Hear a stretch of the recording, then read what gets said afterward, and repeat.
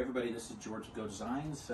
We're here at a project. We're wrapping up phase one, and we just kind of want to show you. Next week we're going to be finalizing everything, but we want to talk about the outdoor kitchen area. We want to talk about lighting. We want to talk about finish work, and just kind of how we put everything together. We've got a big, huge area here for tables and chairs, so we can eat and dine, and then be close to the cooking area. We've got a lot of outlets on top of the backsplash. We've got a huge bar countertop, and then of course we're protected by the large cedar pergola structure. It's got on this particular project we ended up having to get 8 by 10s, I think, or 8 by 12s on the beams, just because of availability. So they're substantial. But we do basically our standard 8 by 8 beams, 8 by 8 posts, 4 by 6 rafters, 2 by 2 slats. And most of the time you'll see that our hardware is actually over the top, and in this case it's not. And that's because we have a corrugated tinted roof on top. So we have that because so our client wanted to sit outside in the rain, and so that'll protect them. It's not 100%, but it's it's probably 75% good coverage. And then it also gives you a little extra shade, so super cool.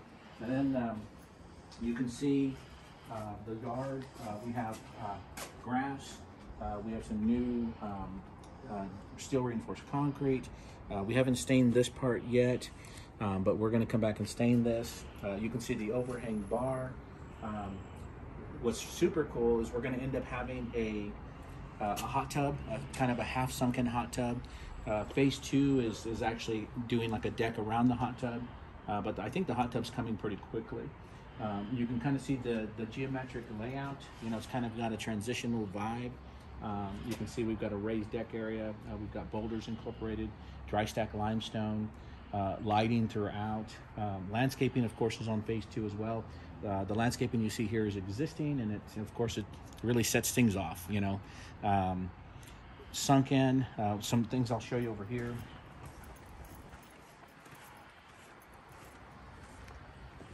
You'll see we have a sump pump and the electricity for that. Everything is inspected. We have to have the sump pump for safety because you can't have standing water around that sunken hot tub. So we had to actually do a lot of extra electrical work. John Feisland, he does all of our electric. He met the electric company out here.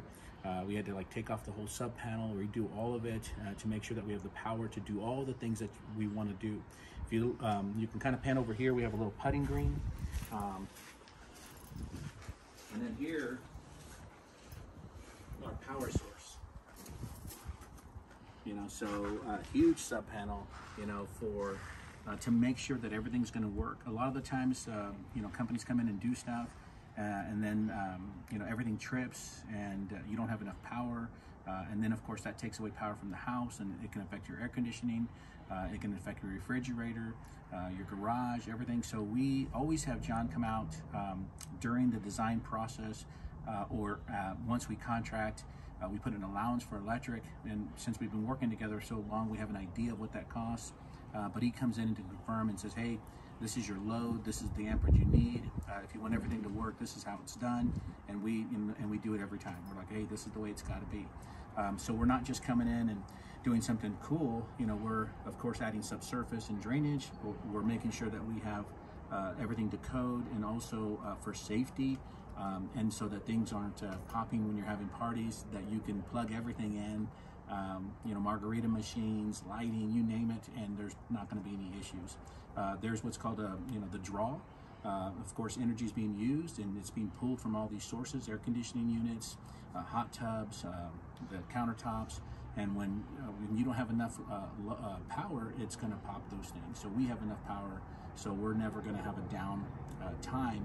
She's going to be able to enjoy, for the rest of her life here if she stays. I want to show you this also. These cutouts, of course, we're kind of finalizing. We're making some decisions on how big we want these, but we'll put the cups in there, the flags, and we'll finish up this green. But up here in the raised planter bed, I want to kind of show you the drains. We do overflow drains in all of our rock wall planters because we don't want the planters, you know, busting out and breaking. So when it rains hard, it overflows into those drains and actually lets itself out in the grass, you know, which is ideal because the grass pretty much needs all the water it can use. So you can see here, it'll just pop up here, you know, let itself go on the grass and you know, keep the walls structurally sound, keep all the mulch in there, keep all the rocks in there. But everything's looking really cool. So thanks for watching.